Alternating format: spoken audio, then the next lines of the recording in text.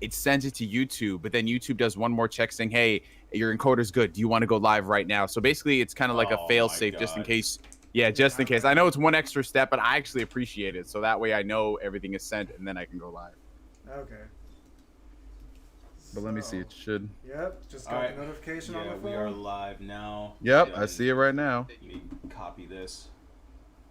Oh, also, did you in one of the settings there is an option where you can get ultra low latency, which I do recommend switching on because I don't even know where that's at. Oh, dang. All right, well, for next time, I'll show it to you and I'll send it in the group chat, but it's really good. So that way it's like I say something and then boom, people see it. Because by default, the YouTube latency is just ridiculous. That is very true. That was frustrating when we were doing the live stream for the PS5 reveal. Yeah, and he was watching on YouTube, I was watching on Twitch. I was like 20 seconds ahead.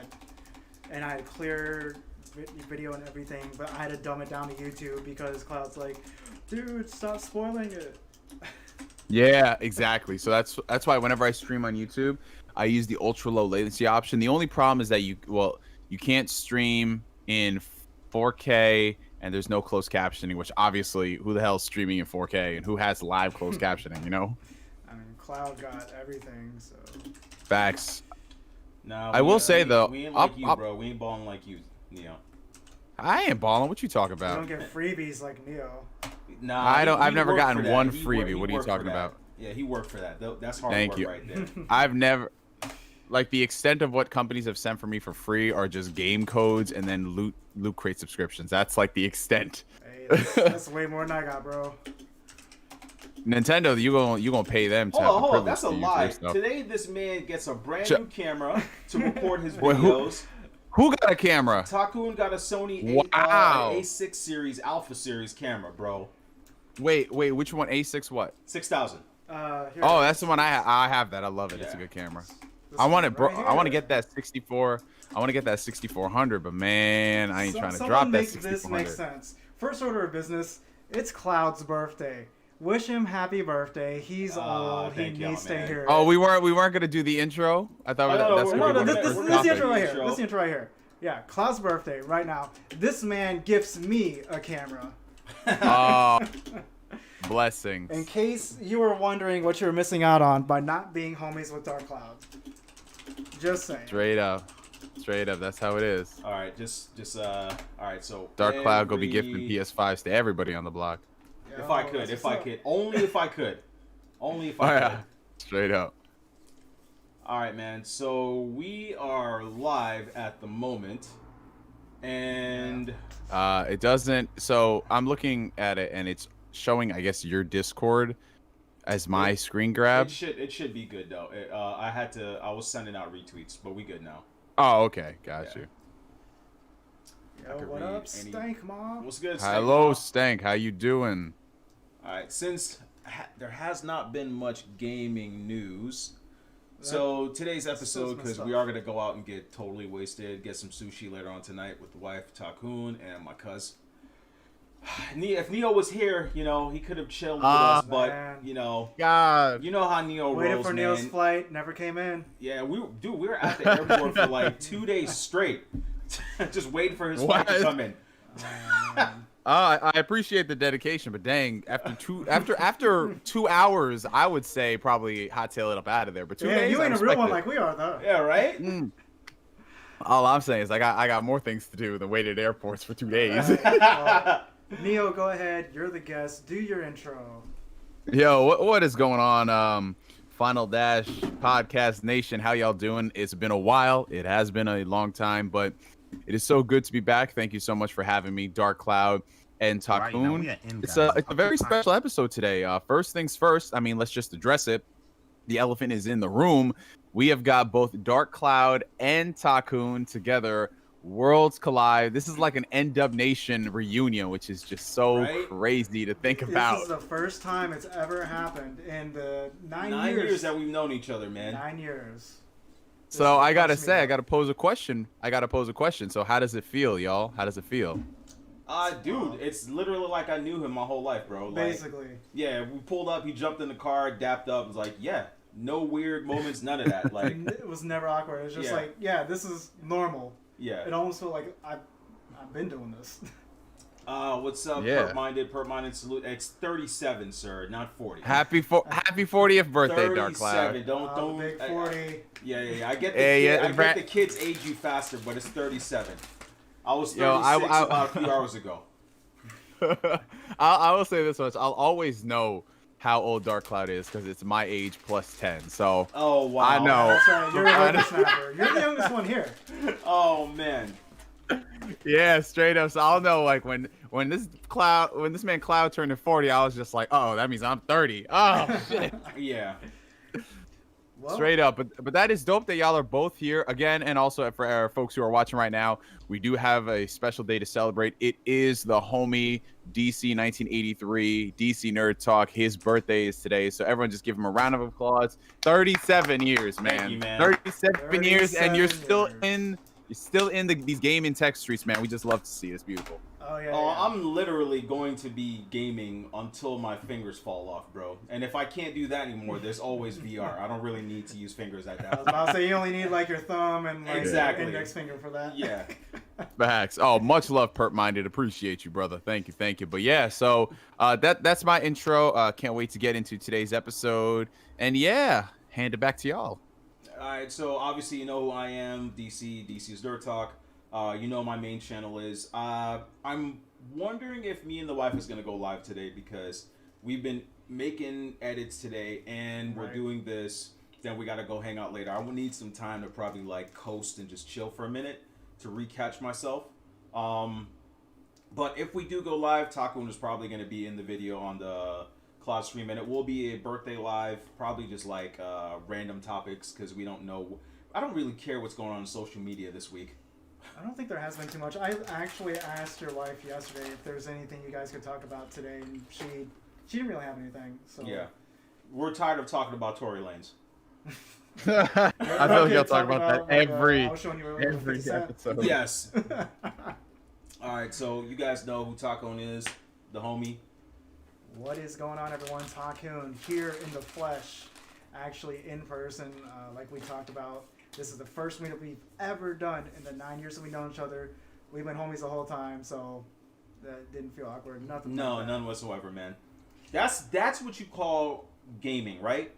It's to the point where when you think about it, right, Neil? You think about it like back in the day, like, could you ever say, like, actually, no, back in the day is different. You could meet up with someone that you game with and chill and be, like, mellow. Today, you got to be careful. You don't know what that person's about. You don't know if they're crazy. You don't know if they're some dude that lingers in the background. You don't know if he's an Xbox fan. You don't know. Oh, you just have look to out for that. Okay. Look out for that. Yeah. There could be a Nintendo fan that plays Animal Crossing with little children. You know, it could be anything. You got to be careful these days. I mean, I keep trying to tell this to people, but like people take this stuff way too serious. I remember back then when we was arguing about like Xbox and PlayStation, or now let me take it even further back when we were arguing about Nintendo versus Sega. You know, we all made our jokes. We had fun, but at the end of the day, oh no, man! In the '90s, we still had people in the '90s arguing over that stuff, man. Like all my older cousins and stuff, they still argued over that. So, like, but it was still gaming. We kept it gaming because that's what shit was about. We can't talk about hardware specs forever. But nowadays, bro, you say something wrong, like you make a joke about like a PlayStation 5 screw and people go crazy. Oh, God. You know, you say like, bro, people really get into this stuff. And at first I thought it was a joke, but these people expending way too much energy for this thing. They take it way too far. There'll be a game trailer. They'll be like, yo, did it dip to 59 frames? Yo, no, can't buy it. Right, bro, unplayable. or I'll wait to see what Digital Foundry says before I buy it. Bro. Yeah, get a lot of that. Bro, it's something that I said when I was with my wife the other day when we were live, right? And I said, Neo, tell me if I'm lying. Today's gamers, it's almost to the point where they'll get the game, they turn it on, and the first thing that comes to mind is, damn, that looks good. I wonder what it looks like on the PlayStation. I wonder if my version's better. Better yet, I wonder what it would look like on PC. You know what? I wonder if it's at max frame rate. And meanwhile saying all of this, they're at the start menu. They haven't even started the game yet. Yep. It's gotten to the point where people care more about visuals than the actual game itself. Yeah, it's crazy. People, they wouldn't even play a game if they found out that it runs in this resolution with this frame rate. And it's like, I get it, but to know all of that stuff in advance, and then you're just gonna be like, no, I'm not gonna play it. Heck, even for some games where it could look like the most incredible game in the world, but the fact that, oh, it's not at my preferred resolution of frame rate, never touch it. Like, bro, provided it's not running at like 392p, 24 frames per second, basically a Nintendo Switch game, provided it's not like that, I'm okay. Bro, it's you. All right, I'm gonna give you a scenario. Yeah. You come home from Toys R Us, you turn on the PS2, you pop in the bouncer, you just start playing. At any point in the 5 hours that you're gaming, did you once think about the frame rate, resolution, I don't know, heat dissipation from the console? Did that ever run through your mind once when you turned on the PS2 for the first time?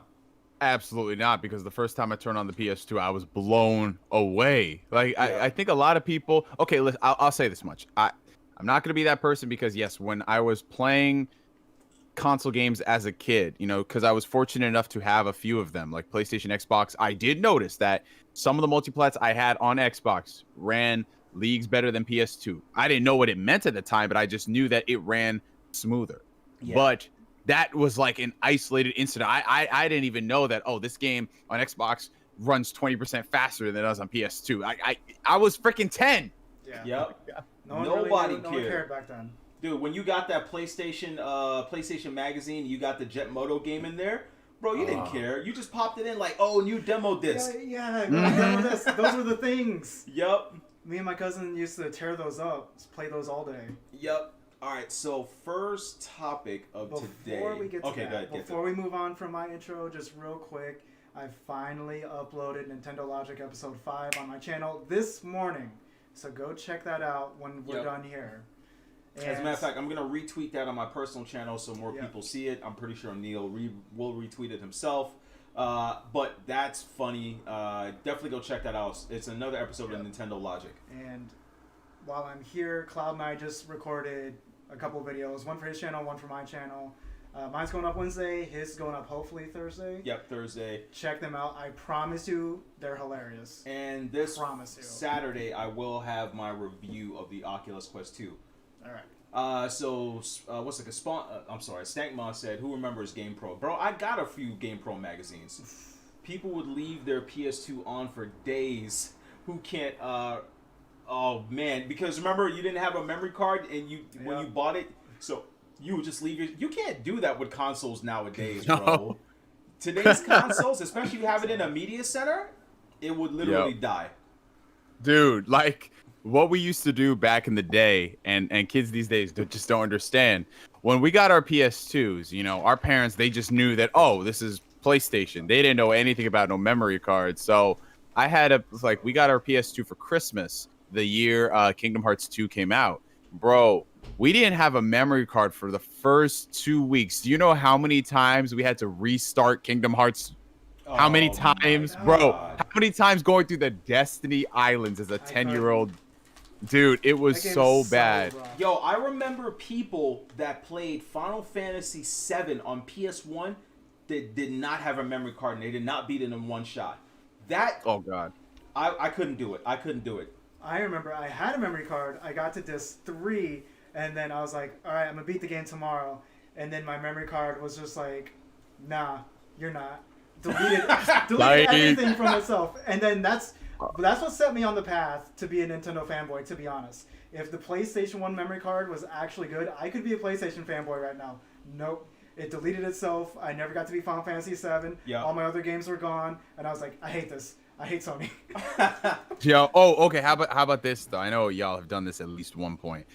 What about you had a game you're playing through. You made so much progress in it, but you didn't want to shut it off because you didn't have a memory card. I know y'all put some type of clothing or some type of piece to cover the light on the console so it didn't appear on. So that way when your mom comes in the room, she wouldn't shut it off. I did that so many times with Dragon Ball Z Budokai. Bro, I remember I came home after leaving it on for like almost 24 hours, and that thing was hot as hell, bro. I did that with Tony Hawk Pro Skater on the PlayStation. I was literally in the middle of a combination that I kept on running for an extra minute, and I was about to break my record. I had to go to school, I paused the game, and I put the controller behind the TV, I unplugged the TV, and then I put a cardboard box with some textbooks over the PlayStation so that nobody could see it. Bro, you don't want to know the sad part is I came home, and because I rested the books on it, it messed up the disc. Oh God. That's rough, buddy. Yeah, that's rough, buddy. Yeah, so first topic, Takun, take it away. So we're going to plow through some things real quick. There's been updates to Super Smash Bros. And Pokemon. We haven't talked since Steve came out in Super Smash Bros. Ultimate. He's in the game now. He's Steve. I don't know what you guys were expecting. Has anybody even played with Steve? Yeah, of course. Some people have already found like 0 to death combos. You know how it is. People went ham when Steve came out. There are so many other characters that I would have played. You know, they could have put Blanca in the game. Anyone in. They could, they could have put a Metal Slug character in the game. That would have been fire. Hey man, this is proving that this is like money. This is popularity. We're definitely going to see some Fortnite dude in there now. Like, it's all about the big franchises now. I'm still wondering how Fortnite is even still alive. Me too, actually. Bro. Fortnite made the better Avengers game this year. Think about that. Yeah, they really did. That's wow. Yeah, the Fortnite skin of Avengers. Oh my god. Yep. Yo, you're a butthead for that one. Yeah, y'all remember my tweet? Dude, like, are we I'm done saying the Avengers game is good. Yes, bro. I'm saying, like, I look at what the Fortnite team has done and all the crossovers and Wolverine, bro. It's not my kind of game, but I am so happy that people are enjoying it and they have more reasons to enjoy it. And then I just look at over here, Square Enix, multi-million-dollar properties. And it's just they fumble the bag. They just fumble the bag so hard. But how do you mess up Marvel though? How do you screw up Marvel? How does Marvel let you mess up? Because they have to have oversight. They do, and bro, they're because the thing is, like, these are no longer movie tie-ins. Marvel is approaching these games with the same level of passion as they do their cinematic universes. So they're looking for the best talent to. Maybe it's not a connected shared universe for the games, but they're trying to pimp it out. Like, all right, Spider-Man did really well. Marvel Ultimate Alliance 3 was okay. And then Avengers was supposed to be like Spider-Man, but double that. But more people are so excited for a Spider-Man expansion than they are an Avengers game, which I don't know. The how do people get paid? Looks good to me. I don't know what y'all saw on it. Bro, how do these people get paid 6-7 figure salaries and fumble the bag so much? I need to get a job as a producer because apparently you fail upwards there. There's a lot of things like that in gaming. Like, how do you have a slam dunk idea like Street Fighter Cross Tekken and you fumble that bag? How does that happen? 2010 Capcom, I'll tell you that much. Yeah. All right. But back to the original topic. Oh my god, I don't even know how we got onto that topic. I don't know either, but that's all you, Neo. That's why we have you here. We had the update in Smash Bros. For Steve that happened, and we also had update to Pokemon for the Crown Tundra, the final DLC for Pokemon. I've been playing it a little bit, and it's one of those things where it's like, it's good, but it's just such a small part of the game itself as a whole, and it's half of the DLC, and you're just like, why couldn't the whole experience have been like this? Makes me very sad. Which one? The Crown Tundra DLC for Pokemon. Oh, I gave up on Pokemon. I don't blame you. You know. I honestly don't blame you. I beat the story and then I just said, don't care. Yeah. Crown Tundra is kind of like what we all were expecting and wanting from Sword and Shield. And it's very sad that it came out at the very end of the DLC. But at least it came out. Because after the Isle of Armor, I was very worried that it was just going to be trash all around. But very glad that update came out. Very glad it's good. Neil, do you have anything to say about that? Bro, well, here's something that is consistent in 2020. Game Freak is always going Game Freak. Because I remember when they first revealed that expansion pass, like, no lie, you can check my tweets.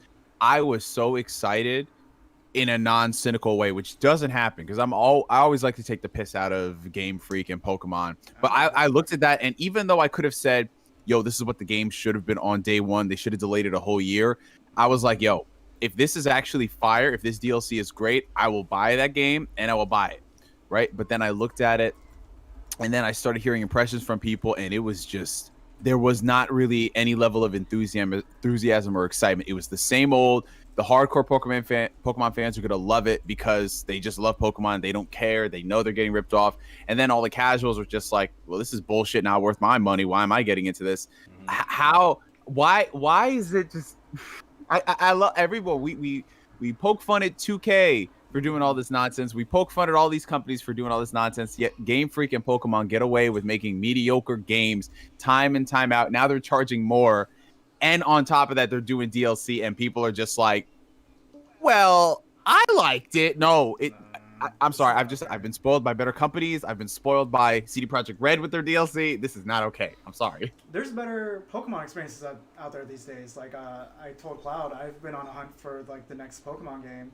I've played Nexamon Extinction, and that one is good. Single player only experience. And then on the opposite side of that, you have, what is it? I play it on Steam. Oh, damn, I know what you mean. It's the new, like, Pokemon style game that everyone likes, right? Yeah, that thing on, I think it's coming to PS5 as well, right? It's coming to PS5 and PS5, PS4. Xbox. It's coming to Switch too. Temtem. Yes, Temtem, there we go. So Temtem focuses on online only. It's focused on, like, two Pokemon battles. Like, the two Pokemon in the battle. Double battles. Gosh, I can't think today. But... yeah, I've done those. There's another one I can't think of right now. I've been on a search for the next Pokemon game. Oh yeah, Cloud turned me to Monster Hunter Stories, which is amazing and it's very Pokemon-esque. So I need to get some context on that because I've been hearing people hype up Monster Hunter Stories. I've never played it. I don't know anything about it. What's sleep on it just like I was, Neil. I started playing it on the 3DS. I was looking out for the story because I'm a big Monster Hunter fan. Like, he puts in more time than me, but I actually like the lore of the idea of it. So the story is really, really good. It's anime style, cel-shaded style, but it's like Pokemon-esque where you actually capture different monsters and you use them and fight them. You can even mount them and ride through your city. And the story is actually pretty good too. You finding out who the antagonist is. It's a really good story. It's very Capcom-ish. You'll figure out what the story is about, but it actually is good. And there's amiibos to go along with it. And it's still like pretty lighthearted, kind of Pokemon-esque and that like happy ending and all that. Yeah. It's still good. Mechanically, the game is great. It might be one of the most balanced games I've ever played. It is insanely balanced. And as soon as I finished it, I was like, all right, Monster Hunter Stories 2 just jumped to like the top of my list of like things I'm waiting on now. Yeah, so definitely can't wait for that. And the next topic on the docket is we can talk about how the Switch sold as the #1 console for 22 consecutive months. And so there we go. It beat a certain something someone said. Yeah. So it's monkey stomping everybody, and right now, there's a specific. We'll get to that specific person that keeps talking. I don't know how he's still an analyst, but he's probably ran some business into the ground. We'll talk about Pachter in a minute. We're definitely talking about him next. Yeah, but this is great for them. They keep winning. And if the rumors are true that there is a Switch Pro coming, all it's going to do is basically take the cake. And there's no way anyone thinks that the Switch is not selling that profit. It doesn't have online. Of course. Bro, the Switch has been selling at profit for the longest time, which is honestly, even though I don't agree with the idea of them just releasing a bare bones system and here's the thing I always tell people with the Switch, yes, the price point is great, $299, amazing. But that $299 is not all you're paying because you already know you're going to have to get a memory card. You're going to have to get a whole bunch of other stuff to protect it. But the cool thing about the Switch is that I don't know what it is about that console. Even if I bought a Switch, like let's just say last year, and they announced the Switch Pro and it's coming out this year, I'm still buying a Switch Pro because I'm just like, I need that. I need it. It's something so nice. Like, yeah. We were just playing Torchlight 2 last night. Yeah, I was just going to say that. The Switch is really the only thing that lets us do that. Because, What am I gonna do? Tell him, hey, Takun, go in the living room and start the PS4 in there, and I'll play it over here. It's not like how it used to be when you like. There's no couch co-op games like that no more, man. He was just shown right here. I was on the beanbag, and you can only do that on the Switch unless you're going out of your way to set up. Hey, how you doing, Fiend? And way too deep. I did not forget you. Thank you for the birthday wishes, my dude. Thank you. Yes. No, oh, absolutely, and that's why I love the Switch just for that experience, because inherently it is so different, and you can do that stuff. Which, honestly, like I understand why people say, "Well, I don't play couch co-op anymore because all my friends moved away and we have lives and everything." I get that, but in the off chance that it is offered, like the fact that the Master Chief Collection is going to have 4-player split screen. Yep. At 4K, bro, like I'm never gonna use that, but that's so dope because that's what people always used to do back in the day. Run those Halo parties, co-op campaign. It's dope. Back up. Bro, remember? I don't know, like if you were able to do this, Neo, because you are a baby. Yeah. Remember when you used to have like an old Sanyo TV in the back of your car, what is it? A Nintendo system, an old tube TV. You had a cross-link cable. And you were literally in a circle in someone's living room or basement with multiple TVs playing Master Chief. And you had to angle the TV so that nobody could look at your screen. Bro, I miss those days. Bro, I used to carry what is the... Oh, so you had it in your car and you bring it places. Okay. Yeah, because online wasn't a thing then. Yeah. Oh, okay, so I see what you're saying. I mean, we did a few LAN parties where we had, like, different TVs in a basement. That was the extent of it. But yeah, it was. Oh God, I just miss those days so much, man. It's not like that no more. Like you used to have the not Dragon Quest, Baldur's Gate. You used to have Champions of Norath. Those were like the couch co-op games where you literally like we're just singing like Torchlight. That's basically the concept of it. Like playing a game like that, 2 people just chilling. And the thing is, the Switch doesn't even have split screen mode, so. Instead of having 2 big-ass TVs, you just have 2 handheld devices. Yeah, and it makes it so easy. Like, Diablo is that type of game I would love to play with people. And the Switch version, here's the crazy thing. My boy is straight up PC mustard rice, like, supreme. But, yo, he is obsessed with playing Diablo, and he will only play it on the Switch because the Switch offers you correct me if I'm wrong, but it is the only version that offers full offline play, no questions asked. Yes. Yep. So that's a great incentive. We were just talking about something along with the Switch. It's crazy how Sony and Microsoft are the one companies that don't do cross progression like that. We were talking about like Divinity on the Switch has cross progression with PC. The Witcher 3 has cross progression with the Switch, bro. And I tested that shit for myself, bro. It works beautifully. And the crazy thing is, more people need to pimp this stuff out. Like I know Xbox, they're standardizing this. It's all part of their ecosystem. You can any game that's in Game Pass, you can cross save, cross play, and I've done that. It's amazing. But like everybody else, like I would love for. Even like some games, I know I'll get it on Switch. It's not going to be the best version. I know that. But if I have my PC at home and I can play it there, you get the best of both worlds. And I feel like this is a very niche market that Nintendo can really capitalize on. Is just like start getting the PC gamers in on like this with cross progression. Like we were talking about Genshin Impact. It's cross play, but no cross progression. Right. Imagine being able to. Well, it's online only. I guess you couldn't play it on the Switch on the go. Yeah, that's true. But definitely with like Divinity and with Witcher 3, being able to just sit there, play it on your PC in your like master race settings, and then all of a sudden you get called up, you gotta go somewhere, or you gotta go on a flight, bus ride, whatever. Just save the game, upload that save to the cloud, and then you mean the Switch. Like what the PS Vita was marketed as when they showed off Home Run? Ooh, who remembers that commercial? Who remembers that commercial? Oh my god, bro. The Switch is everything that the Vita was promising itself to be. It really is. Those Vita commercials used to kill me. I remember the one they did for Call of Duty Black Ops Declassified. Bro, they had someone playing the Vita and legit jumping around like he's like going prone diving. I'm like, bro, that's not a smart thing. That was Cloud. Like, that was definitely Cloud. Cloud was the type to do that. I swear to God. You can ask him now. The way like I have a case with all my Vita stuff. All my Vita stuff is packed neatly. My games are stacked nicely. You look at the 3DS games; they're like stuffed in the sleeve. I asked him about it. I was like, "What the hell is this? How come all your video games are like squared away, alphabetical order, all this nonsense? All your 3DS games just like thrown all over the place." Yeah. So oh my god. All right. Oh my god! But this dude Cloud though, were you the type to put the Vita right next to your breakfast cereal and your pineapple? No, that stays with Pyro. That stays with Pyro. I'm glad you got that reference. Yeah, I'm so glad. Definitely stays with Pyro forever. It will always be him. Part of a balanced diet, man. Yeah. All right. So next topic is. So we covered how the Switch was the #1 selling console for 22 consecutive months. And hell yeah! Now we're going to talk about Michael Pachter, who has a very bad take in my opinion.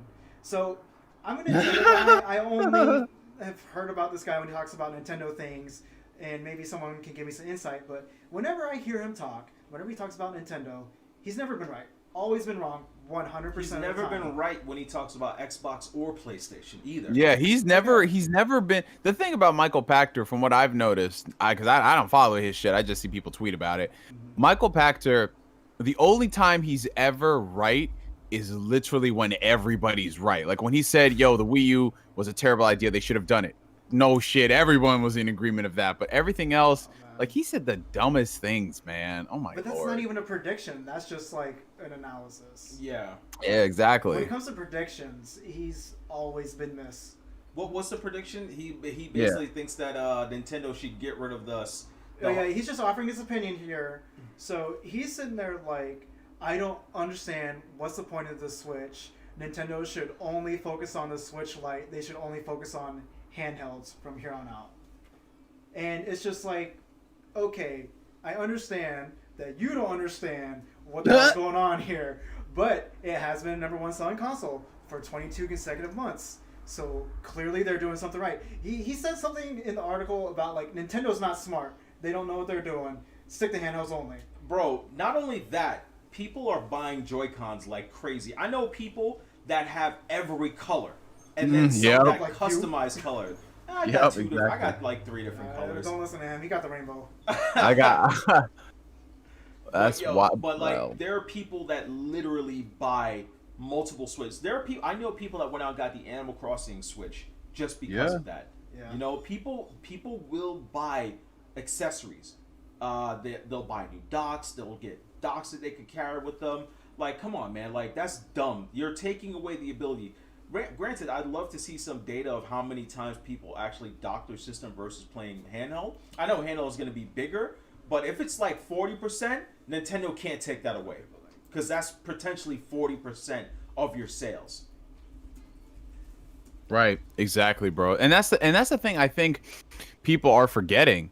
The Switch, the reason why it was a success was because it wasn't a handheld, it wasn't a console. It was both. And for a lot of people, it that's what made it interesting. You know, like there's some folks out there who their Switch is their new DS, it's their new Game Boy Advance. They'll only keep it as that. And then there's some people who only play it in TV mode, and it appeals to both markets because they created that market, which is amazing. The Vita, you know, it was trying to handle the whole console quality games on a handheld, but it was just way ahead of its time. Yeah. Then they tried to do the PlayStation TV, but then again, that's purchasing. Yeah, oh, I love it. It's so good. I love it. But it was, again, 2 separate purchases you had to make, which the Switch was just one. So Nintendo, I mean, they just got to keep doing what they're doing. Like, we can complain about, you know, the features and all that stuff. We've been complaining about this for years. But in terms of how they're running things by comparison to the Wii U, and heck, I go so far as to even say the Wii. The Wii, yes, it sold a lot, but you just look at the drop off. Like, once everybody had it, it tanked. Like the last 2-3 years of the Wii, you got maybe 2 to 3 games you really had to buy, and that was it. It wasn't like Operation Rainfall. That's where that came from. Because the drought. Yeah, exactly. Right here. Yeah. Bro, and Rainfall. They don't know. They don't listen. A lot of these, and this is why I'll keep saying this. A lot of these new age Nintendo fans, they weren't in the trenches like the 3 of us were. Like back in 2010, they don't know that struggle. Bro, they don't know. They legit. When I say that, we caught so much flack from people for wanting to demand better. Yep. Like these people, and these people want to reap. They want to reap.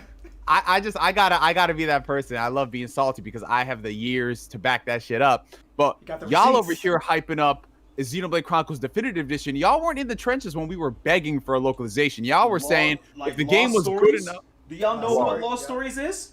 Y'all ever heard? Last story. You ever heard? Do you even know what that? I still got it, bro. Like, they don't know what that is. We were playing that online. Yup. You got that special day one edition box too, right? Yes, I did. Yup. They don't know this stuff. It's like we take it for granted nowadays. It's like because we got the Xenoblade Chronicles X, Xenoblade Chronicles 2, Definitive Edition. We got Xenoblade Chronicles on 3DS. And we had to beg for that game. One of the companies that everyone sleeps on that they don't give respect for, which is a part of Operation Rainfall, is Xseed. Yep. Xseed gets no props. You get all of their notifications that a game is coming. You get their newsletters, but I have yet to see one person tweet "Thank you, Xseed." Not one. And then when those games stopped coming, it wasn't selling anyways. Yo, you know the thing? I will say Xseed in recent years has been involved in a lot of controversy when it comes to localization of their games. I've heard these. Yeah, yeah. There's a lot of people out there who are just like, I love Xseed and what they've done, but I just can't get behind them not giving credit to people who worked on the games and yet they left. Like that is pretty messed up. You work on a game for 3 years and then you got a different job 3 months before it ships. You have no credit. That's messed up. Yeah. Okay. Yeah. Yes. So it's kind of like it's a double-edged sword. Thank you for bringing the games, but god damn it, can you tell the people that did this thank you too? Like, Jesus. It's like, thank the fans. What are the people that made it? I'm sorry, who? We passed that. Pretty much. Yeah, as a matter of fact, wasn't it Xseed that brought over Last Story? Yeah. And it was. I think they brought over both of them, right? And then Nintendo did Xenoblade. Did they bring over Pandora's Tower? Oh, yeah, I have that too. They did. Let me see. Let me double check. Pandora's Tower. I know for sure Last Story. Mm-hmm. Let me check. I want to say it's Xseed or it's probably something like Marvelous. Let me see. All right, so Pandora's Tower. I think it was Marvelous. Yeah, it was Xseed in the U.S. and it might have been. Oh, Nintendo published it in. Wow. So it was Xseed in the U.S. Nintendo published it in all other regions. That's interesting. That's wild. Wow. Interesting. Yeah. That shows the wild love from Nintendo there. Okay. But yeah, Pachter, stop talking. Please keep that opinion to yourself. That's such a terrible take. Yeah. You know what they say though. Sit there when it's a huge success and then just be like, nah, they're dumb. Scrap it. There was one thing that I don't think I watched your channel lately, and I didn't see that you talked about it. Investors, we talked about it last time. Investors were saying that Nintendo should treat the Switch like mobile phones. Basically, continue to release different versions every year, every 2 years, like a cell phone would. I kind of like that idea, but not every year. Maybe every 3 years. Yeah, honestly, I think, well, you see, the thing with the phone market versus the console market is that the technology that goes in the phones is rapidly progressing at an insane rate. They're always coming out with new stuff, which is why, you can come out with the phone every single year. And while it might not be different than the one that came out beforehand, you always know there's a market of people who'd want to buy it, because then you'll have the people who've had the phones for 2 years or 3 years. Or in the case of my whole family, my mom, my sister, my brother, they just upgraded to the latest iPhone after being with the iPhone 6. Guys, for years. Yeah. Wow. So there's always that market. Oh yeah, I saw the tweet when you upgraded your mom. Was it your mom or your grandmother? My mom, my sister, and my brother all upgraded to like the latest like max iPhones. I was like, damn. Did you video call them and said this is what you were missing out on? Yes, I did, and they're just like, wow. Like my sister, like part of the reason why she never really posted much on her Instagram is because she has an iPhone 6 and the camera doesn't hold up like now. But then she has all these. Everything, it's like a night and day difference. But with the Switch, and I mean even nowadays what we saw with the PlayStation and Xbox, but they both had mid-cycle refreshes. I would like for Nintendo to do that every, like, let's say 3 years or so. I think that's a good amount of time for them to put out a new system. I mean, we're going to be hitting the 4-year mark of the Switch, which is where some people think they might announce a Switch Pro, but then at that point, if we're going 4 years, we're getting into next generation territory when you think about how it used to be done. It used to be done back in the day, it would be like around 5 years. That's because technology took longer for things to like be like a milestone when it came to like chips and like different nanometer chips and all that. Things like that changed like so quick now. But the thing is like we have technology that progresses at a very rapid pace, but the console generations have gotten longer. Yeah. So Yeah. nowadays, a console generation, I think we would all consider to be like 7 or 8 years. Mm-hmm. 7, yeah, definitely 7, So 7 years. Nintendo, If we go more than 7 years without a console, I'm kind of questioning. Yeah. yeah. So I think maybe the sweet spot for constantly refreshing the Nintendo Switch would probably be around 3 or 4. Anything less than that might be too soon. You might oversaturate the market. Anything more than that is a new console. Yeah, and if you do it so often, you're definitely gonna have you're gonna have a label like kind of like an overlay. Like you're gonna have a whole bunch of people that was stuck on Generation 1 that can't play Generation 2 games. Yeah. Oh, and that's the thing. And here's another thing that we have to factor in. It's easy for phones to do some type of scaling thing because at the end of the day, most people who buy phones, they're not using it to play games. Like, and the phones, like, that's why they can last 6+ years and people will be just fine, provided it does what they need it to do. But with games, on the other hand, that's a bigger thing to tackle. And that's where we start running into some bottlenecks. Because, like, let's just be real. In 2020, the Switch ain't going to be getting much better than what it's got now. And when you start getting into these new consoles and newer experiences, we need that Switch Pro. It's not a matter of like if, it's a matter of when. Like that needs to happen so Nintendo doesn't fall behind. Like I know they're not all about power and everything, but still on some level, power does matter. Not every developer can be like Saber Interactive with The Witcher 3 or Panic Button with Doom. Like we shouldn't have to expect them to make these custom versions. It should just be easy to be scalable, you know?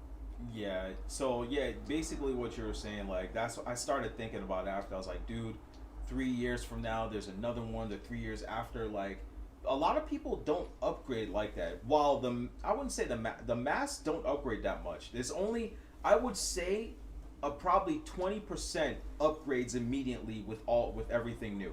It's not the masses. Like out of 100%, 20% of people will upgrade to the new device, while others have no rush. They think of it like this: we've got the PS4, we've got the original Xbox. There are a lot of people out there that have an Xbox One S and just a vanilla PS4, and that's why the market for Series X and Pro is not that big. Yeah, exactly. Well, you mean 1X and Pro? 1X, yeah, 1X. Yeah. I'm sorry, Microsoft the names, man. Yeah, no, I get it. But that's true. I mean, why do we think even Sony, who loves boasting about sales numbers, they haven't said anything about the PS4 Pro? They just lumped it in, which leads me to believe that it did good enough for what they expected for, you know, a half-gen refresh console. But it's nowhere near the point where it's like, yeah, we're glad we did this. You know what I'm saying? Yeah, I get it. Yeah, but with the Switch, I just think people are going to be so hungry. Even the people now who are saying to themselves, I'm fine with the Switch. I don't care. I don't really need to upgrade. When they start seeing that boost, if it is a boost, like for all we know, this could just be a Switch revision with better battery life and a faster like processor. Kind of already did. Yeah, like it could just be one of those because the Switch that they're selling right now has a substantially better battery life. Like an extra 2 hours is a lot for a lot of people, you know? Yeah. Well, especially when you consider like a mobile device, and then an extra 2 hours when you have something like, what was it, 6 hours? 6 to 8. That's a big difference. Yeah. So real quick, Fiend says, "Nah, Nintendo is done with third party after this gen." Nah, I don't think so. I'm gonna tell you something, Fiend. Never underestimate the dollar of a developer, because right now, if you go look it up, there are more indie and third party games. Now I'm not talking like the big guys. Let's talk the smaller companies that want to make it. Their games sell more on the Switch than the PS4 and the Xbox. Why? Because the PS4 and Xbox have a very, very narrow field of view. It's Call of Duty, GTA, Madden, NBA 2K, and then your one-off game, and then the first party games. When it comes to Nintendo, more people are susceptible to try new things. Then on top of that, you also got to remember the people that want to continue their journey like on another system as they go somewhere. So you look at like the indie games, like a lot of indie games sold way more than the PS4 and Xbox game combined.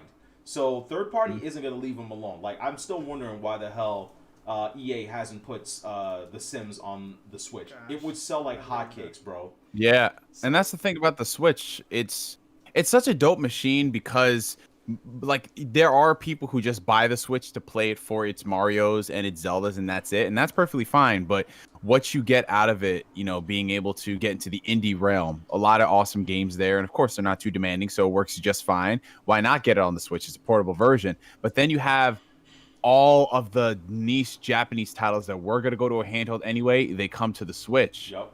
And yeah, they're on PS4 too, and they'll be on PS5, but it's on the Switch. The games are not going to be that drastically different in terms of performance. Maybe one game might be 30 on Switch, 60 on PS4. But still, for a lot of people out there who are used to playing these turn-based JRPGs, they don't care about the frame rate, Yeah, pretty much. I read somewhere that Trails of Cold Steel sold better on the Switch than it sold on the PS4. Really? I don't know. I gotta look that up, but yeah, you might have to back that up because that's a because that was the first Trails of Cold Steel game to land on the Switch was the third game in this current saga. So I don't know. Yeah. Well, something I'll add to this conversation is kind of not having all the third party, like having a good amount, but not having all of it is kind of working out into the Switch's favor because there's some big games that are not on the platform, so it gives some of these smaller games a chance to shine. So that's probably where a lot of the indie sales and a lot of the smaller third-party games are selling, is because there are no Sims games on the Switch. There's no Call of Duty and some of those other big franchises. So people are venturing out and trying other things. So maybe Nintendo is not in a spot right now where it really needs all the third-party support. Like, obviously you need a lot because the droughts in between first-party games will always exist and it's going to suck. So you'll always need some third-party support, but I don't think Nintendo needs as much as Sony or Microsoft. It doesn't need to be clogged, if you get what I'm saying. So Cloud is pulling up those sales figures. You can go to the next topic. So next topic, it's just like some smaller things. Last time we did Final Dash podcast, we talked about how Japan was doing I was wrong.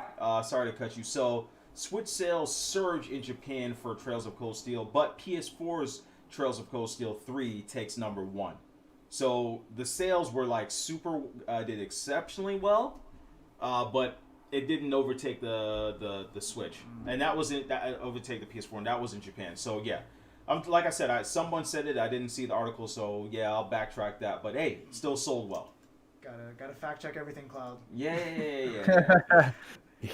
So last time we were talking, Japan did a price cut for a single Joy-Con, and we did the math. The conversion came out to about $40. And guess what? The price cut over here in the United States is happening. A single Joy-Con is going to be $40. So your boys was right about that.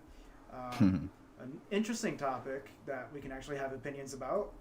Super Mario 3D All-Stars sold 1.8 million digital copies. Jesus Christ. Not physical, just digital only. Digital? 1.8 million. What game? 3D All-Stars. Oh, wow. That's FOMO, insane. the fear of missing out, it really got to everyone. Yeah, as a matter of fact, I showed Takun earlier when he got here. I still got my copy still in the wrapper because I was going to resell it. But because I work in the field, I cover Best Buys, RC Willey's, and Costco's and other locations. I see, if you go to your local Best Buy, walk over to the Nintendo area. They have hundreds of these. Yeah, I've noticed that. It's not even close to being sold out. It's just so strange because you would think that, with most Nintendo games, if you don't buy them on release, there's always a scarcity issue that you run into, especially for the niche titles. But I see this game it might not be hundreds of them like Cloud, but I go into a Best Buy or a Target and there's 5 copies, 10 copies, which is a lot for a game that's limited and it has a low shelf life. That's insane. Limited release. And that's a hype word that Nintendo is using. They're still using that. We can actually run that into the next topic. So how many of you guys saw the Fire Emblem trailer? It left me so conflicted. Nintend's back at it again. Limited release. On which game was it again? It's a release of the original Fire Emblem that never left Japan. Yeah. NES Fire Emblem. That's when I was showing you. Was it Neo $7? Yeah. Yeah. but it's gonna have a limited release. Yeah, I went and looked it up. I'm like, man, I don't really care for it that much, but okay. I'm dumb enough to buy 3D All Stars, even though I emulate everything. I'm dumb enough to buy Fire Emblem. Yo, honestly, are between you really gonna play that though? Probably well, here's not. the thing. Here's the thing. In my end, I am actually so excited for this because one of the biggest things that I've gotten on Nintendo, Square Enix, a lot of these companies is they have such an amazing backlog of games from these franchises that they have not localized yet. Yes. And I think that like having it on a digital storefront, even though people prefer physical, is a perfect way to sell a lot of these games because there's tons of Fire Emblem games that haven't come to the States. Some of the best ones haven't been localized. And I think if this is a success, they'll continue to release more of those games. My only problem is they're doing that Nintendo Vault scarcity BS, which I am not a fan of because basically it's just invalidating its existence. Like, all right, this game is only going to be relevant for a certain amount of time. And if you don't get it, too bad, so sad. For a physical copy, I understand. But for digital, bro, that's taking too far. I totally understand. I feel the same way as you. Like, Nintendo has a very rich history, obviously. And there's actually a lot of that Nintendo history that never left Japan. So your average person over here is not going to know about it. And Fire Emblem is one of those games. And it's one of those things where I hate the practice. World is one of those games.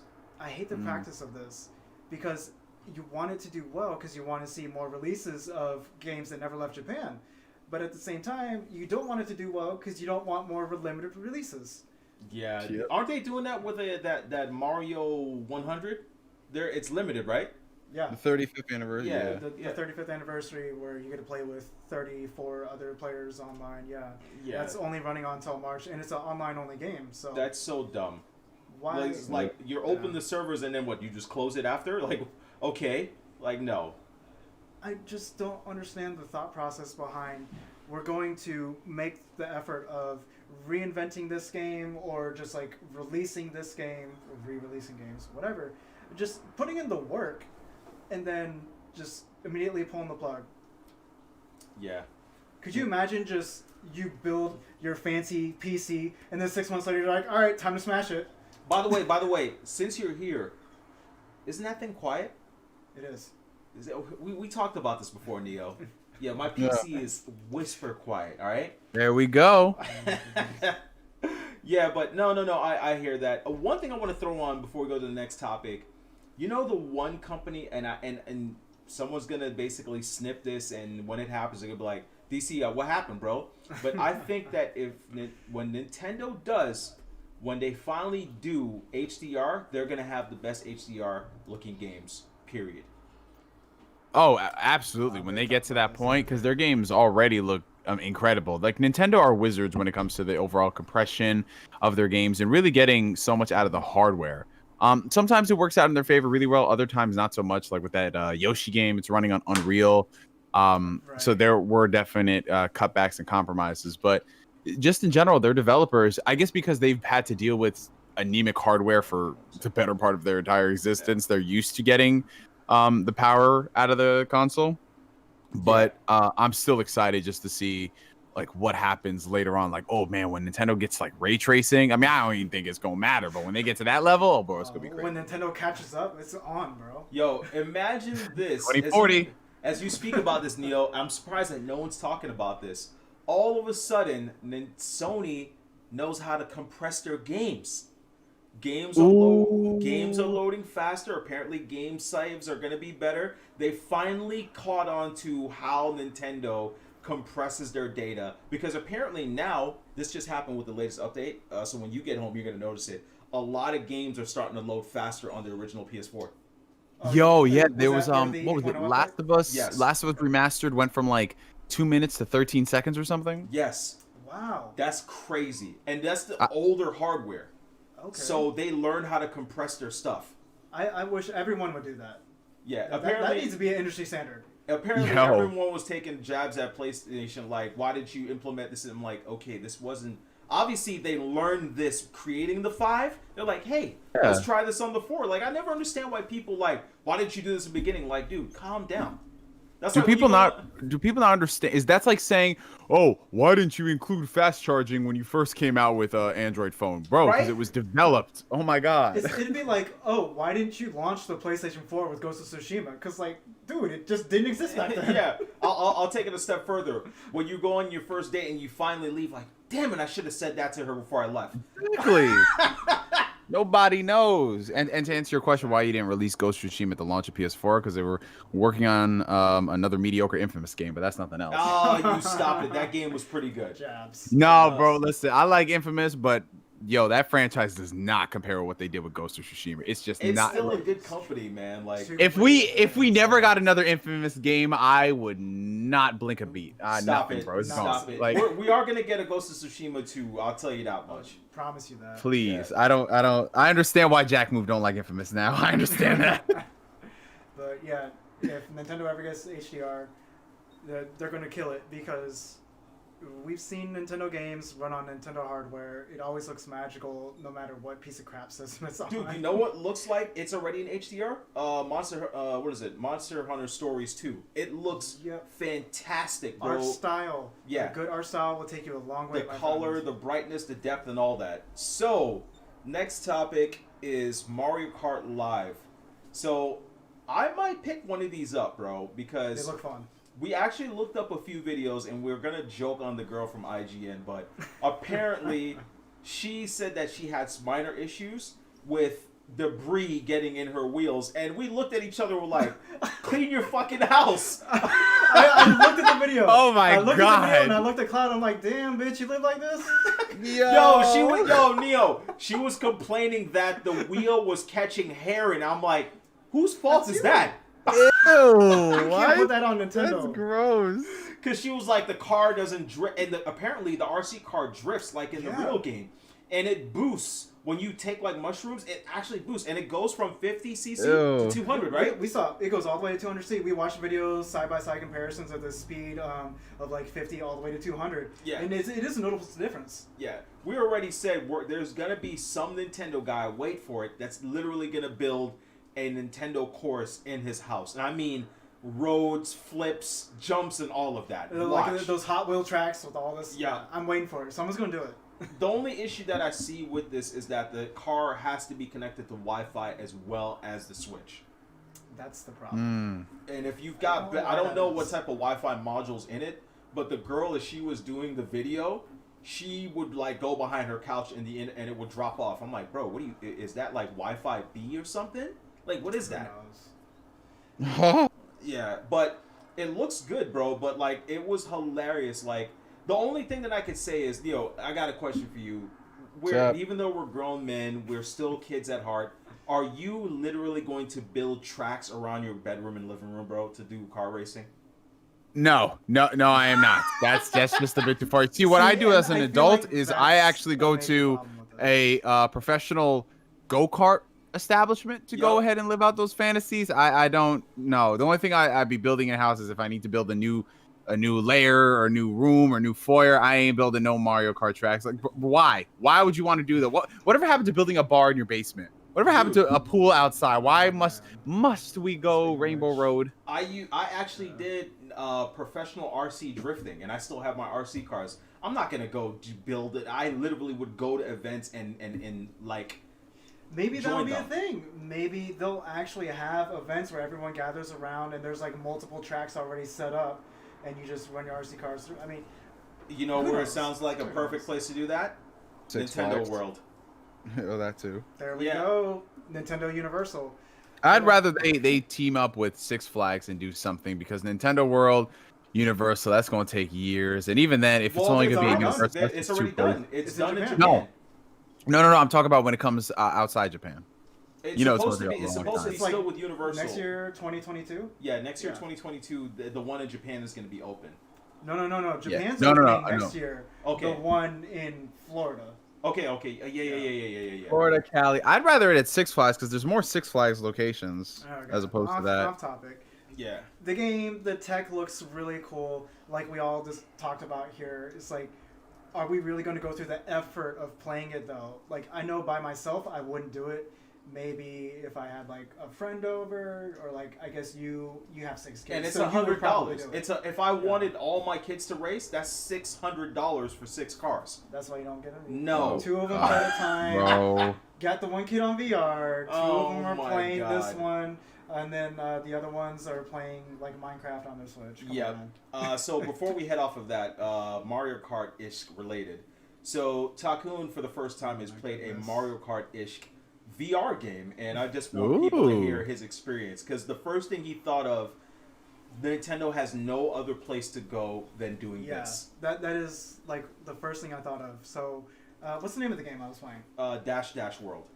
So Dash Dash World on VR. Very Mario Kart-esque, like he said. You know, you got the drifting.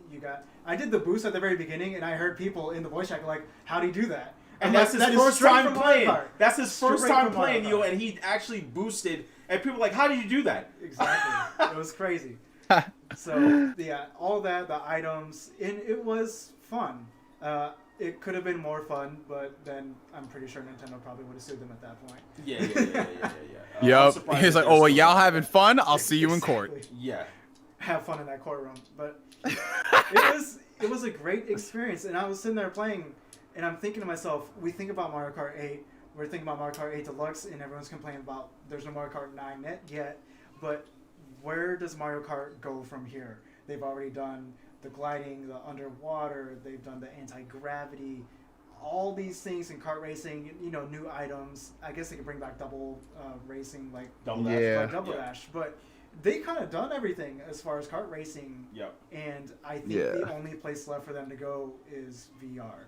So it's hard for them to do VR because one of the things that's a part, like, parents could do what they want, but any single VR headset you get, age 12s and under they don't suggest that they wear VR.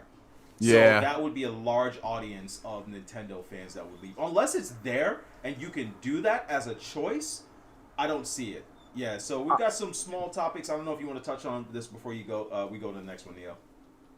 Yeah, I mean, I like the idea of this, but honestly, I would just keep the whole VR Mario Kart experience. Leave that for arcades or any type of amusement park once all those things start to open up. Because VR, like, listen, I know, Cloud, you're a big believer in it. You love it.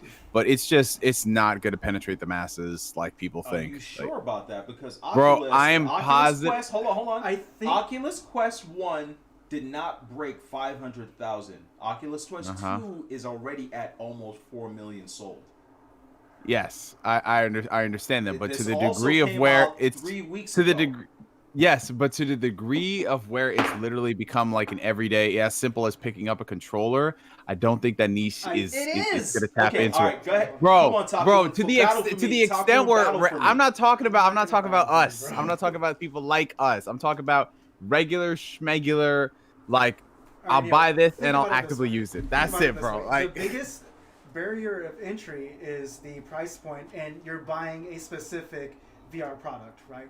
But think of it this way: if Nintendo Switch was capable of VR, all you'd have to do is put the Switch into a special headset, and the Joy-Cons already have gyros, and they already have all the buttons and joysticks that you need. So if it was just built into the Switch, and it was something that was already there, something you already had, it could become very mainstream. And I think we're all on the same page here. Like, we all think that the Switch is on its way to sell over 100 million. But Takun, it's going to outsell the Wii. Hold on, before you go, Neil, I already know where you're going. Let me say this. What? The Oculus has 6 hours of battery life with the attachment I have. Yes. You charge your Switch every day. It's as easy. And remember, this is standalone. No. I don't connect to No. PC. That wasn't where I was going. That wasn't even where I was going. I just throw this thing on and I just play. And on top of that, I could just play with my hands. I don't need a controller. Nah, bro. I'm not. I wasn't even going that point. I wasn't talking about the battery life. The battery life for VR units, that's fine. It's whatever. I was just saying that we've already had Nintendo do VR. It's called Labo, sir. How are you a Nintendo fan and you're not talking about the greatness that is Labo? You didn't even pre-order the new kit. You're both wrong. It's called Virtual Boy. No, we don't talk about that. We talk about Labo around these parts, sir. It's He's too Labo. young for Virtual Boy. Dude. Yeah. He wasn't around. Bro, and everybody at that time, they didn't care about that either. But anyways, Labo. People bought Virtual Boy. It was just Cloud a decided to letdown. buy Virtual Boy in all 6 of the games that released on and be like, yo, I don't know what y'all talk about. This is lit. I left mine in New York with my sister. Oh my god, he really did buy it. Jesus Christ. Okay, but nah, I mean, I get it. People enjoy VR, but it is not going to be on that level like people be thinking, man. I don't know. People going to use it. They're going to check. They're going to test it out. They're going to like it. Then they're going to put it down and never put it on again. I think Nintendo's in a very interesting spot where they could be the ones, obviously not pioneering VR at this point, but they could be the ones that really put it on the map. They could be the ones that make it mainstream. I don't know. I'm going to kill it right here. I'm going to kill it right here. If Nintendo does these 2 games, it's a wrap. The next Animal Crossing with VR on the Switch Pro, and Mario Kart 9 on the Switch Pro. Tell me it won't sell millions. Mario Kart would be dope, but Animal Crossing, why? Dude, so you can be in the village, on your island, interacting with your villagers. Doing what? Switch. What do you mean? Bro, Animal Crossing has a whole 6 animations in the entire series. Why would I? It doesn't matter. It's about immersing you. Yo, how immersive is that gonna be? Yo, are you seriously telling me that you don't think people will be lost for hours doing fishing in VR? Bro, listen, people will do that. I'm just saying it's not. Listen, I'm not saying anybody will do anything. But I'm saying VR chat for real though. Anybody can do anything. I'm not saying that, but what I'm saying is this ain't gonna be that you put it on, and be like, damn, VR is the shit. Like, nah, bro. No. You can't even see your hands in Animal Crossing. You gonna look down. You gonna look down. You gonna see two freaking the opposite sides of a bowling pin for hands, that's right. bro. You wouldn't see your hands. You just see like the little balls. Oh my God, straight up, funny. Like not even. So that's all I'm saying. Listen, yo, y'all can go ahead and do this. I'm just saying, I'm gonna get that Switch Pro. Hold the VR, please. Oh, all right. If the Switch Pro comes out with VR and Animal Crossing is, you know what he says. You guys are now? all visiting my island. No, I'm not, now, bro. But when Microsoft comes out with Switch, with VR Halo, bet you Leo sings a different tune. Oh, absolutely. Don't let me catch you. Don't let me catch you. No. I listen. Absolutely, I'll be singing a different tune because there are more game genres. There's more variety of games that will come out on Xbox and PlayStation to benefit from VR than just on a Nintendo. But even then, bro, no, listen, more variety for VR. VR. No. Yes. Yo, you ain't gonna see. Hold on. I got it. Wait for this. There's a better chance Half-Life Alyx shows up on Xbox than it shows up on Switch. And that's like what the top VR game right now. It is the best looking VR game. Check it out. Switch Pro comes and out. That ain't Switch Pro comes out. Metroid Prime 4 in VR. Okay, that'd be a good incentive, but that's one game. All right. Didn't you hear Mario Kart 9? Yeah, Mario Kart 9, dude, Fortnite. But Mario Kart 9 would be a good experience, but ain't nobody playing that competitively, like legit competitively. What, you can't Mario Kart? You can't play Mario. Dude, no. Oh, wait. No, I'm talking about in VR, not competitively. I'm talking about in VR competitive. People are gonna stay traditional. No. All right. I don't know because Dash. How many competitive VR games are there in the first place? Hold on. Dash World. Exactly. Hold on. So Dash World for Oculus is actually one of the top selling games, and they actually have competitive events. I don't know anybody who talks about that game. That's because you're not a part of the VR world. Bro, it's 6 people in the VR world. It's not. What the fuck? That's true. It was just me and then how Cloud, many races were there in the track. I just said that the Switch, the Oculus is almost at 4 million in 3 weeks. No, I don't doubt it because like I said, the Quest looks like a very appealing and enticing package. But how many of those people are still going to actively use this? VR is just one of those experiences you put on just to experience. That's it. It's not part of your day-to-day gaming life, man. It's not going to be on this level where it's synonymous. Bro, how many? All right. How many PSVR units are out there in the wild? How many has Sony sold? I think like almost 6 million. 6 million. Oh, that's great. How many PS4 consoles are there? I mean, it's a different market, man. Exactly, it's a niche, and it will always remain a niche. That's why. Okay, but why do you think that PlayStation still advertises VR? Because people are still buying their games. Yes, because it's an extension of the ecosystem, but still, it's such a small niche thing. That's why they're not putting a VR mode with Last of Us 2 or with Ghost of Tsushima or any of those games. They'll release Iron Man VR. They'll do that. I'll play Ghost Bro, there's a game called Beat Saber that has over 100,000 review. Yes. And I think it has almost a 50,000 since they just launched multiplayer. It has over 50,000 players concurrent. That's hold on. That's at least 1 million times more people than what's playing on the most graphically intense Avenger game out right now. So I win. You don't. First off, you don't win because that Avengers game is trash. Number one. Number two, name me 10 of those Beat Sabers. I can name you 10 games on PlayStation without VR that pull in those numbers regularly. But hold up. 10 games on no. Beat Sabers, one game. Hold on. But it's not 100 million VR systems out there. It's kind of like the PS4 selling 100 million systems and only. But there's how many PCs are there, Dark Cloud? How many people are logged into Steam? God. Hey, hold on. Come on, let's go. We're gonna do this. This thing just came out. No, you can't pull that shit. It's going to pick up, bro. You were like, yo, it's already at 4 million units. So I'm like, okay, but how many people are on PC right now? No. All right. So next topic. Did we really go? That was funny. So I'm in a losing battle. I'll let y'all have that one. We'll let Cloud's upcoming videos speak for themselves. Exactly. Nah, listen. I just want to say this. If you get anything from this, I got nothing against VR. VR is dope. I'm happy Cloud is experiencing it. I've used it before. It's awesome. All I'm saying is it is not going to penetrate the market like a lot of people are thinking. It's just too much of a niche. The barrier of entry is too much, and it's not because of price. Price is a factor, but okay, moving on. I gave you the scenario where the barrier of entry is non-existent almost. If you believe where you can put it on as easily as glasses. Yes. What did I tell you, man? No. Okay, hold on. I gave you the scenario. Count down the time. So no, where you can put it on as for everybody to put it on as easily as glasses. 1, 2, 3, 4, 5. I'm already in the headset. So 5 seconds. Right now, and I just set my Guardian. 1 second to put on my glasses. I just picked the game. All right, it takes on 1 second to put on my glasses, Literally and also seconds. Just as fast as you put on your glasses, I was already in a game. No. So next topic, because I keep getting the dub. If you watch the video, you just say you took that L. But next topic. All right, so real quick. Apparently, Apex Legends is delayed heavy. On the Switch. Heavy? Are you talking heavy delay? Uh-oh. Coming to 2021. So originally it was supposed to come out right about now. Yeah, it's supposed to come out right now. Yeah. And pushed back to 2021 for the Switch. And this sucks because it comes after, like, I want to say about a month ago. They're like, oh, yeah, the progress is going along smoothly. It's going great. I think it's too ambitious of a game. That game, as much as we think it's a small game, one, it's first person. It's very intense action, and it's super open world. So I think this was an ambitious project. But you have games like that on Switch. You have Spellbreak, and you have other battle royales on Switch. I didn't really play Spellbreak to even know what it's all about. But it's actually fun. You have Rogue Company, but Rogue Company, there's small-ass maps, and it's not that much people on there. And then you have Fortnite, that is literally looks like, I don't know, a kid's coloring book. You have 100 people and it drops below 30 frames. So I think a game like Apex Legend is too ambitious for the Switch.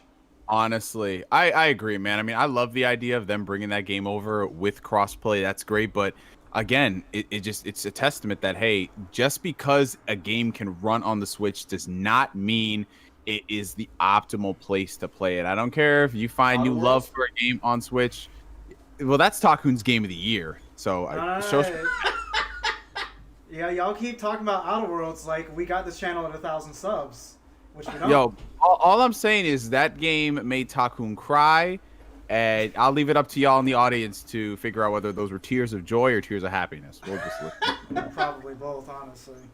Oh man, but no. It's exactly what you said. I think it's too ambitious of a game. Just look. PUBG's not on the Switch yet because it would melt. You wouldn't want it on the Switch anyways. But Wolfenstein, but The Witcher. Exactly. Yeah, but look at what they had to do with Wolfenstein. It's a single-player game. They literally had to cut off pieces of the world by putting up walls. All right, but Doom's multiplayer. Doom's multiplayer is decent. Yo, bro, Doom's multiplayer looks like an N64 game. Yeah. That's why we have fun playing it. Because we're old. Neil, we wouldn't know. He never had an N64. He was. Yeah, we started Nintendo. We started Nintendo gaming on the Wii U. That's what we did. Really? That's when you started Nintendo gaming? No, he's lying. Oh, totally, clown. No, you're lying. You're lying.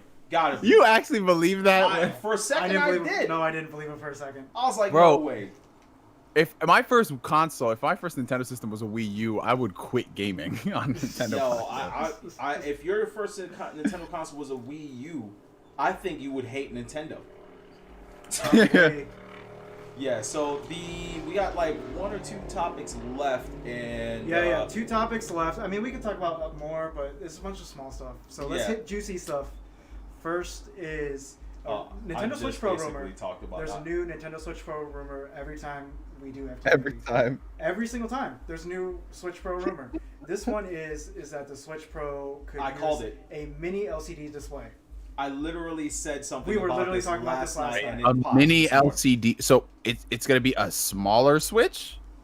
No. So mini LCD means that it's not gonna be OLED, and instead of being edge lit, it's gonna be backlit with mini LEDs. Which means they're still not going to OLED route, so you're not gonna get OLED blacks, but it's still gonna be cheap, and you're still gonna get somewhat blooming. Like they can go cheap with OLED, man. Like, just go with the OLED display. I'm gonna say this much: the Vita spoiled the shit out of me because that thing is 540p, but that thing still looks better than some Switch games. Yes. Yeah, they could easily go, but you know what? It's like I said, it's because Nintendo is a kid-friendly system, and an OLED display cracks immediately versus an LCD display. Yep. And durability is a very important thing when it comes to Nintendo. Remember when the Switch came out, people were doing durability tests? This one dude had a drone, dropped it from like, I think, 8 floors, and the only thing that broke was the Joy-Con. One Joy-Con. That's true. And everything else was still fully functional. If that was an OLED display, it'd be cracked. It was actually nuts. Yeah, I remember watching that video. Yeah, so... Neo, you got anything to say about that? I mean, it sounds about right for what I would expect as they do these revisions and everything. I mean, it is what it is. Honestly, to me, it's not going to be exciting. It's not going to be exciting until I see a Switch Pro with better hardware and it runs games better. That's all I care about. All right, Neo, this is your topic, man. So your boy Phil Spencer says it doesn't feel sustainable porting Xbox games to the Switch. Rather have full Xbox ecosystem somewhere else. Okay. All right. Phil Stradamus. All right. So it's your boy. It follows you in everything. Facts. That's the homie right there. Shout out to Phil. Yo, shout out to that guy. You know, we just got brunch earlier today. Big moves coming in the future, y'all. He probably ain't even lying. Shout out to Phil, man. He's doing what he can for his company, man. Like facts. People want to say what they say, but if it was me and Neo or Takun running, we'd probably be doing the exact same stuff right now to be as relevant as he is. As much as people want to knock the dude and hate him, what do you expect? Like, real talk. Like, we're gonna delve into the topic. Imagine what would you expect Phil to do right now where he is? You're in last place. You came off of a terrible launch. You've got people literally talking about frame rate resolution all gen and then saying you cost more and attacking you for not having games. Where would you go from that point? Other than quitting and just turning in the hat, where would you go? That's what Don Matrick did. Yeah, Don Matrick literally just said, F it. But before I go, if you don't want to play online, I got a system for you. It's called the Xbox 360. Peace. Yo, like people...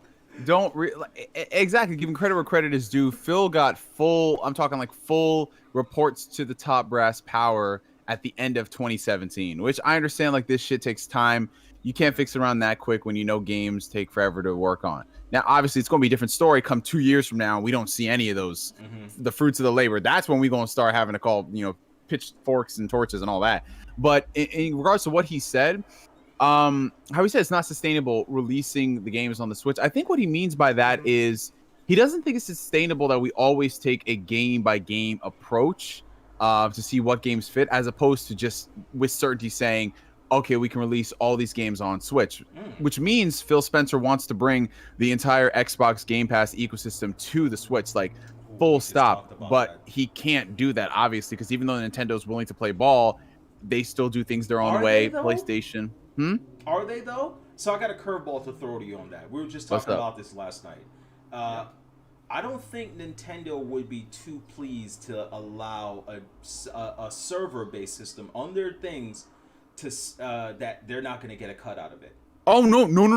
I'm not saying. I said Nintendo's willing to play ball on some parts, but not everything. Like that's a big thing. It's a different thing. It's a different thing to have Banjo in Smash and then have Ori show up, but it's a different thing to have a full ecosystem, Xbox Live integration, everything. That's different. Do you think that if Microsoft went to if Microsoft went to Nintendo and said, "Hey, here's Game Pass," you think Nintendo would play ball? No. I like they don't have a problem with Hulu, Amazon, because it's not interfering with their gaming space. If Game Pass goes in there, bro, it's Nintendo's gonna say no. Unless they get a cut, they're gonna say no. Exactly. That's only going to benefit Microsoft. And while Microsoft Microsoft does not make any more than any other publisher on the Switch does when it comes to like Minecraft, Ori, all those games. It's just the standard publisher deal. But a whole ecosystem on there, that'd be if like EA Play showed up on the Switch. On like the the Wii fact U, that like it was supposed to. Oh God! Remember when Battlefield 3 was supposed to come out on the Wii U? Remember that? Wait, they actually said that? Yo, you don't remember? What happened on the Wii U? Bro, if you go back to my old videos, my videos were literally saying that there was no way that you can get GTA on the Wii U. One, you had no internal memory. Two, Two, Grand Theft Auto would never rely on people to get an external hard drive just to install the games on there. So it wouldn't happen. So for them to say Battlefield, no. Bro, you know the thing is they never officially confirmed that yes, we have Battlefield 3 in development, but what they did was, and this is the stupidest part, they were on Nintendo's stage saying, oh, the Wii U is great. Imagine a game like Battlefield 3 running on the new platform, and they showed Battlefield 3 footage, which I assume might have been PS3 or PC version, I don't know. But bro, how do you show that and then not bring a Battlefield game to the Switch? That's like coming on there and saying, yo, we've got Cyberpunk. Imagine this going on the Switch. And it's like, no, we're not doing that. That game would literally burn the Switch in half.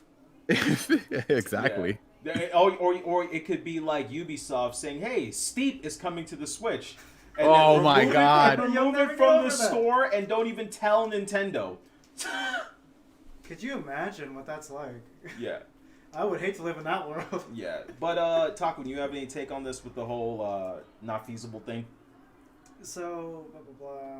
To consider games. Yeah, that is the quote that Neil's talking about. Yeah. He said, Spencer told me it doesn't feel sustainable to consider Xbox games on a case-by-case basis for Switch and said, in order to really support it, I would want a full Xbox ecosystem somewhere. There we go. And that probably means things like Live and Game Pass. Exactly. Yeah, that's not going to happen. So Live, definitely not. Game Pass is like a good, I want to say 95% no. Nintendo would have to get a very good cut out of Game Pass, and I don't think Microsoft would be willing to give them as much money as they would. How much does Apple wants 30% while they take 70%? Yeah, I think so. Yeah, so Nintendo would Apple and Google both do 30%. Yeah, so I'm pretty sure Nintendo would want to do like a 40% cut. I would say probably around like between 30 and 40. Yeah.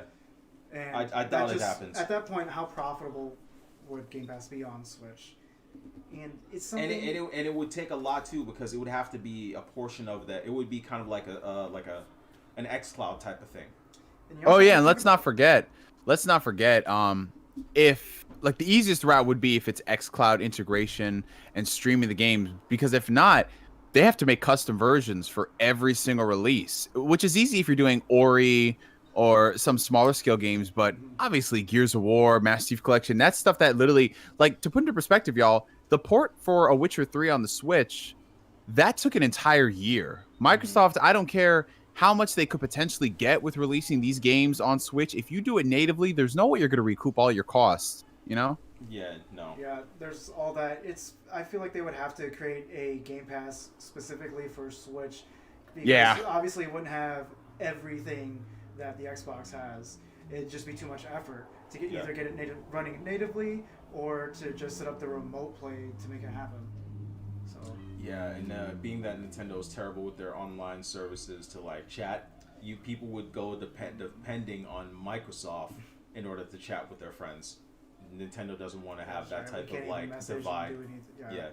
So but I feel like the way that they're doing it now, I know Phil Spencer says it's not sustainable, but I feel like that's the only route as far as getting their games on Nintendo platforms. And let's not act like those games aren't selling. I heard Ori is selling like hotcakes over there. Yeah, so facts. They have the Ori 1 and 2. They have Super Lucky still. There's Minecraft, obviously. Mm-hmm. There's... I feel like there's another Microsoft game I'm forgetting. Minecraft Dungeons. Minecraft Dungeons. That sold very well. So, at some point, in some months, it actually overtook Animal Crossing. Mm-hmm. Yeah. So yeah, next topic. I think we should be close to done. Actually, no. I think that's it.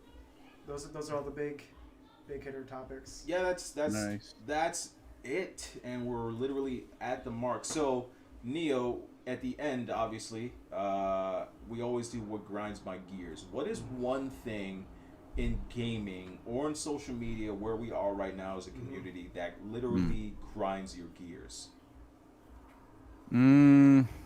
Honestly, since we brought it up earlier on, I'm just annoyed with. I'm trying to figure out where folks got the energy to complain about like the smallest shit. Like for example, there was the fact that I say this is a controversy is so dumb. The controversy over the fact that the Xbox UI does not render in 4K, it renders in 1080p, which that makes no sense. I understand that. I'd much rather it be 4K. But the way people are going about it, like they did with the PlayStation 5 screw controversy, they're like, that's it. I am never getting an Xbox or a PlayStation ever again because of this one specific minute feature that doesn't affect my time gaming. Like that shit right there. I mean, on the one hand, I like it because that shows that, okay, that means if this is literally what they're going to complain about, that means both these consoles are good. But it's just so dumb because there's so much more we could be doing as a community. Yet people focus on the small little shit that doesn't matter and makes us look like a fucking joke. Like that's for me what's annoying. It's like, yo, play your games. Worry about all that other shit. Actually, don't worry about that shit.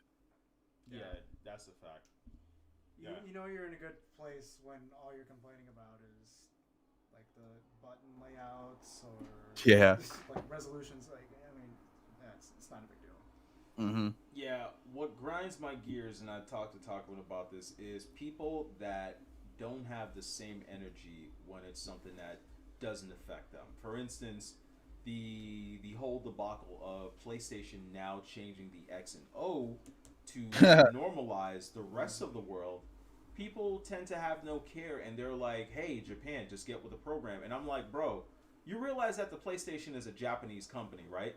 It's Japanese developed, is whatever it is. Granted, it sells great everywhere else. It's like, that's like saying, no, I don't care. F where you are, you did we don't care if you make this, we want you to go with the mass. At the end of the day, when the PlayStation was designed, the X and O was designed as X was negative and O was positive. That's how it always was. So to basically be like, hey, get with the program, Japan, this is what everybody else does. If we did it now, if Sony was like, all right, because we're a Japanese company, we're changing X and O worldwide to be aligned with Japan. Oh, PlayStation's anti-consumer, like, they don't keep the same energy, and they will never keep the same energy unless it applies. I feel like gamers today in the U.S. that's outside of Japan are super entitled, and it annoys me, bro. They're overly entitled. When you got people like, oh, the PlayStation UI, the icons are too small. That's your complaint? That's what you're arguing about? Yep. Come on, man. Like, talk about entitled. Be like, yo, okay, we got something new. They're really on the verge of trying to say, we believe in generations. Bro, I could snap somebody else's game and chat with my homeboy as I watch him play a game. Like, I imagine I'm playing, I don't know, like Final Fantasy 14 online. Takun's playing the next Monster Hunter game, and I'm watching him as he gets mopped while I'm playing my game. That's a different type of connection that we can have. But it's like, who wants that? That's a dumb idea. But and some of this came from the other camp, like Xbox gamers, and not all of them, like just the toxic ones. When they're saying this, I'm like, bro, if I remember clearly, you were hyping up Snap. Bro, that's that's the thing. I will say it is funny though, because PlayStation fans were hating on Microsoft's Snap feature. Yep.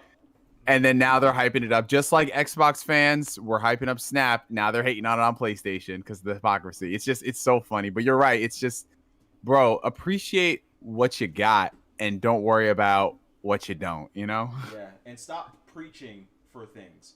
People like, oh, Xbox is gonna have the best like ray tracing, bro. We haven't Oh seen any ray God, tracing on the Xbox. exactly. Stop talking.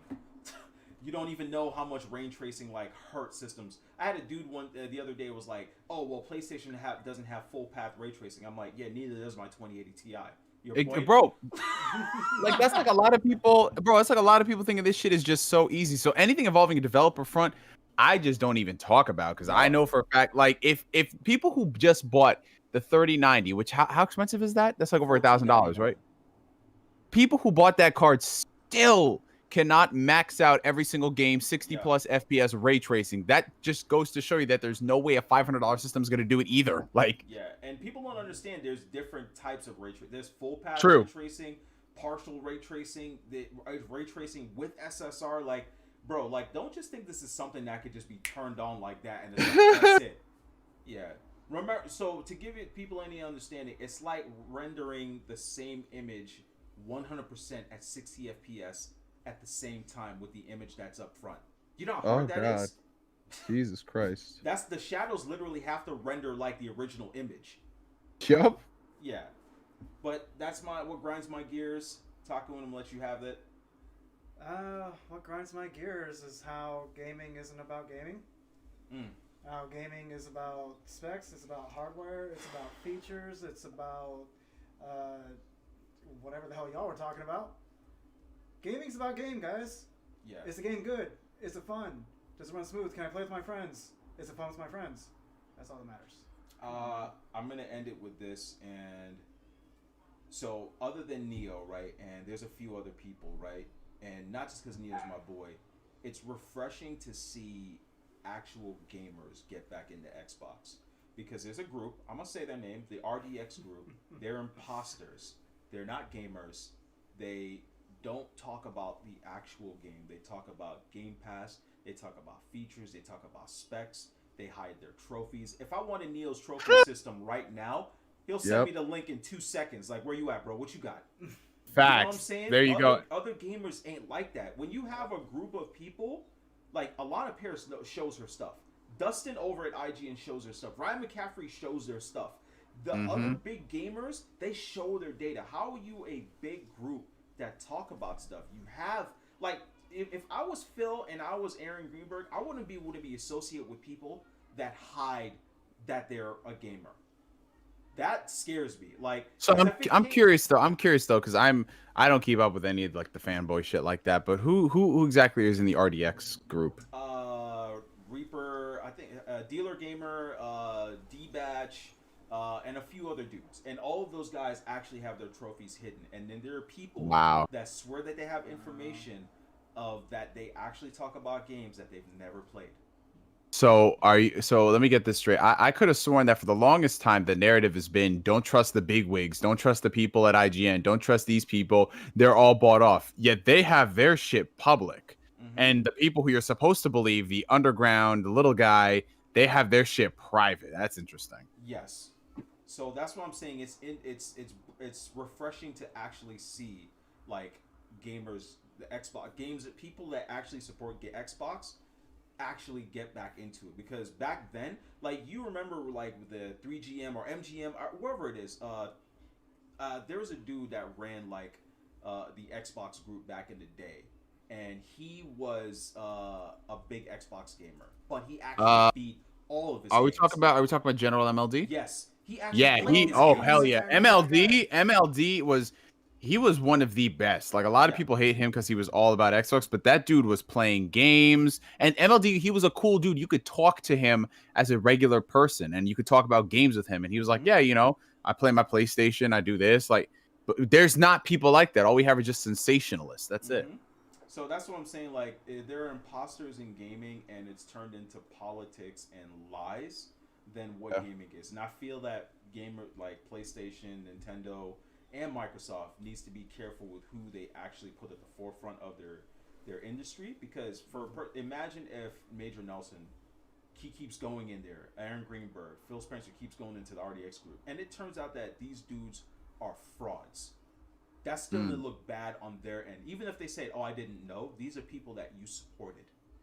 Yeah. Yeah. So yeah, I'll leave y'all with that, and that brings us to the end of episode 17 of Final Dash Podcast. It was a dope show. In the reel with Takun. He flies home tomorrow. So again, stay tuned to his channel, Takun Hiratari.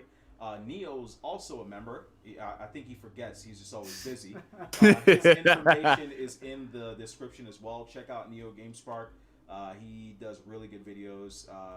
Even though he promotes Xbox, he's actually an all-around gamer. We just give him a lot of shit for it. As a matter of fact, he's an RPG gamer, which you cannot be that and be an Xbox gamer because there's barely any RPGs there. So I'm gonna leave. Well, a Japanese RPG gamer, yes, sir. Yes. A Japanese RPG gamer. Yeah. So So and then check me out. So this week I have a skit that's gonna show up on my channel Thursday. Takun's gonna have a skit that's gonna pop up on his channel on Wednesday. Then I'll have my review of the Oculus Quest on Saturday. And Neo's gonna do what Neo does. He's got something really nice. He's got something nice for you guys on Friday. Yeah, what he's got working on is gonna shit on all of ours. At least it's beautiful. Yes. So Neo, go ahead and shout out, tell people where you're at. Yeah, of course, y'all. So you can find me here on the interwebs. YouTube channel is Neo GameSpark. That's where I post all my content. But I also like to congregate on other social media platforms. My Twitter is the exact same thing, twitter.com/NeoGameSpark. That's also the best way if any of y'all do want to get in contact with me. If you want to send me a private message, talk about some stuff, that is the place to do it because I'm always on Twitter. And then I also have an Instagram, which is basically like a little bit of a photo dump in addition to getting to know me a little bit personally because I post a lot of stories. And that's Phantom NGS. So it's Phantom. And then the first three initials of my words, so NGS. And yeah, thank you guys so much as always for having me on the show. It was a lot of fun. Again, and he's a member. You see what I'm saying? He's a member of this, and he keeps saying thank you for having us here. Like, okay. I missed the contract meeting where I signed up to be a member because this existed before me. That's why. No, it did not. It started with you. No, there was no way. There was 17 episodes without me. Nah, bro. Nah, man. Nah. No, not for 17 episodes. Danny Phantom. He went ghost, bro. Oh my god. Anyways. Danny Phantom. Takun. Yeah. Hey, what's going on, everyone? Takun Hiratari here for the first time in the real 10 years of this friendship, and this is the first time we met up. So it's been dope. It's been great energy. Love it. My channel, Takun Hiratari. My Twitter, Takun Hiratari. This morning, I just put up Nintendo Logic Episode 5. Go check it out. It's great. Wednesday, the skit I recorded with Cloud is going up on my channel. Thursday, the skit recorded for his channel is going up there. And then, his review of Rift on Friday. Neo's channel is going to have something popping on Friday. Yo, just stay tuned into all three of us all week. Yes. Dope content coming. Yeah. And if Nintendo Ultra still drops content, because I know he's in here, check out Nintendo Ultra's channel. I haven't seen him post anything, but check us out. He posts so sporadically, but he's still a homie. Yes. All right, man. Oh, and then there's Blandrew, the fake Nintendo guy. All right, that's the end. Yeah, exactly right. Straight out. This man over here talk. Well, at least I will give this. Blandrew, he does beat his games, which is more than I can say about a lot of these other Nintendo YouTubers. I'm telling you right now, if Nintendo launched an achievement system, there'd be a lot of people exposed out here. Yep, like all the top brass. Yep. All right, but